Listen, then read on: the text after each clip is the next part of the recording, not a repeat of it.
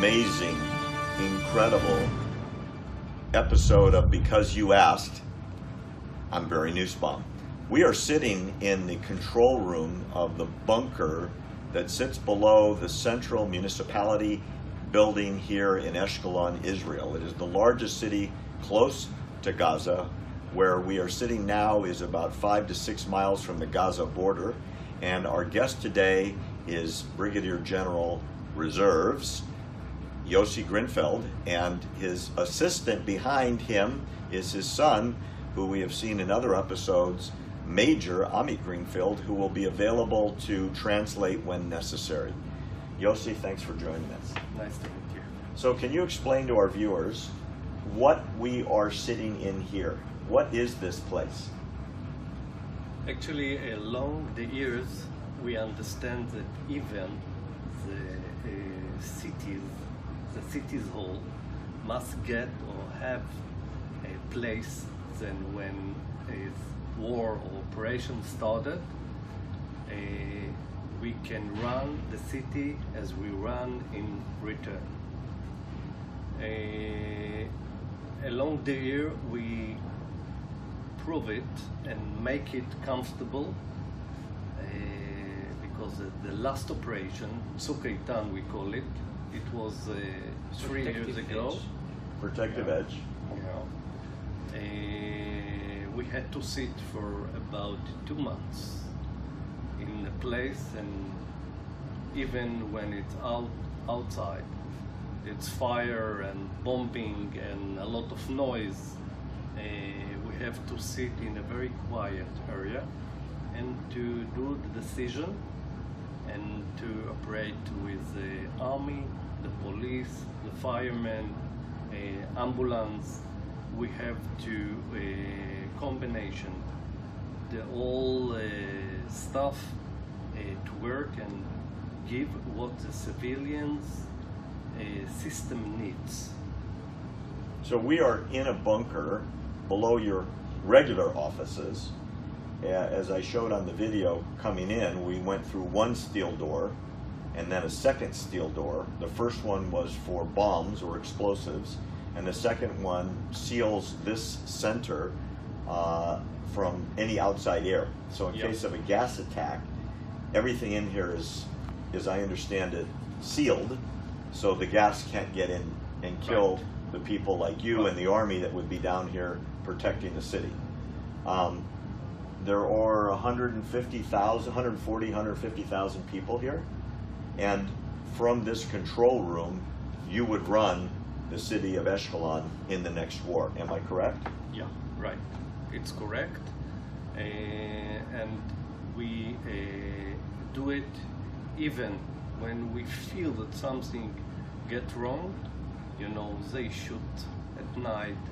We called all our people, even it's midnight.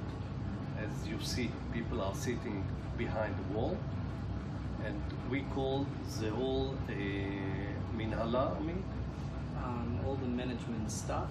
Yeah, everyone got his place here, and we see what we can do or what's the need of the population in Ashkelon, and we do the better that we can. And as you know, we got a lot of experience. Right. So we know exactly how to act and how to perform. To act.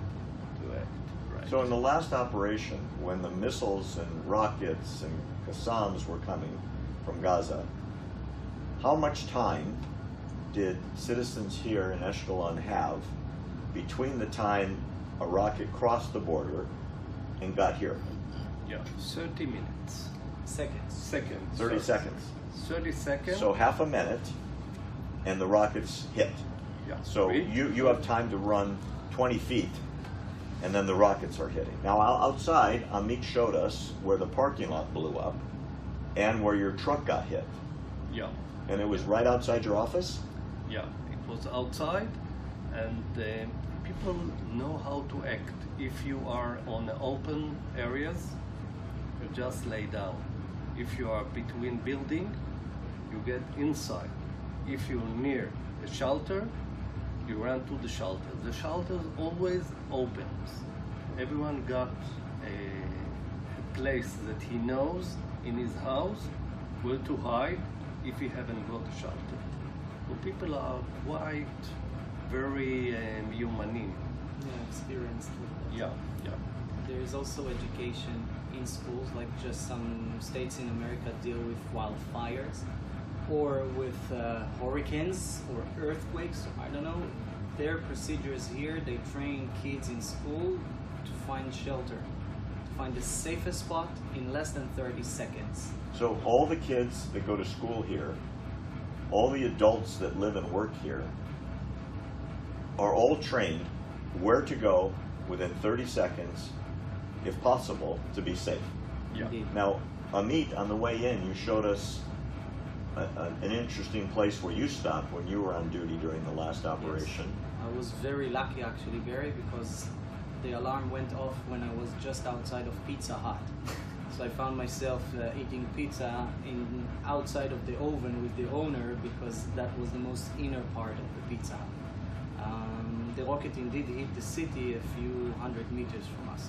So you took shelter. You said you stopped your car in the middle of the street, ran into Pizza Hut, Yeah. which was inside the structure, and so that was safer than being outside. Yes, next to the oven, that was the most inner part, therefore the safest part. Incredible. Yes. So, General, if I can call you that, out of respect to your service, tell us a little bit about your military background. Get to the army at 1972. It was 1 year before the October War. The What Yom we Kippur. call it the Yom Kippur War. Right.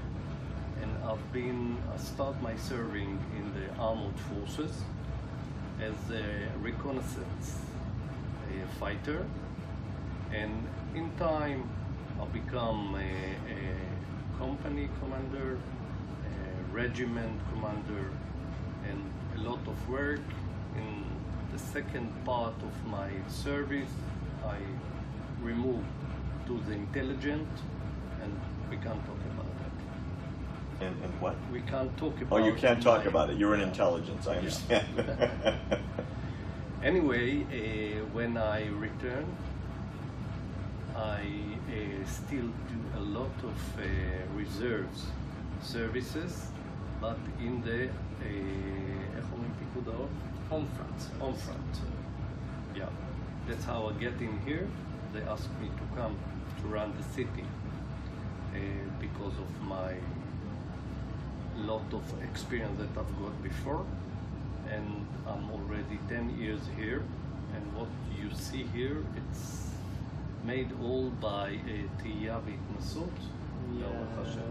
By making errors, correct them, learning from his mistakes, and So in other words, there's no manual on how to protect yourselves.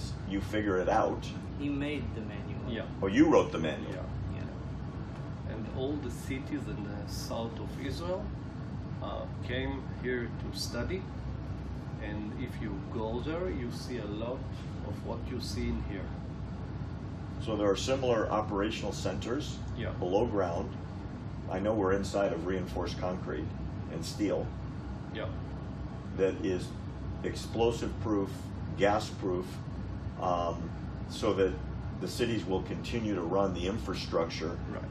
during and then after whatever operation should come in terms of rocket attacks or missile attacks from the south, correct? So I know this is a steel reinforced helmet. Is this what everyone wears when Yeah. something happens? Everyone that work in my staff, or the people that have to support us, This is heavy. yeah, it is. It's not like the army style, that the army got the best. What they don't need more, they are send it to us. And everyone in Ashkelon, in his car, got a helmet.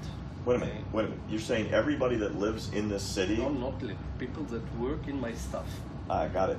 Yeah. So it's a big reinforced helmet, steel, and padding, and everybody has to wear this Yeah. that works for you.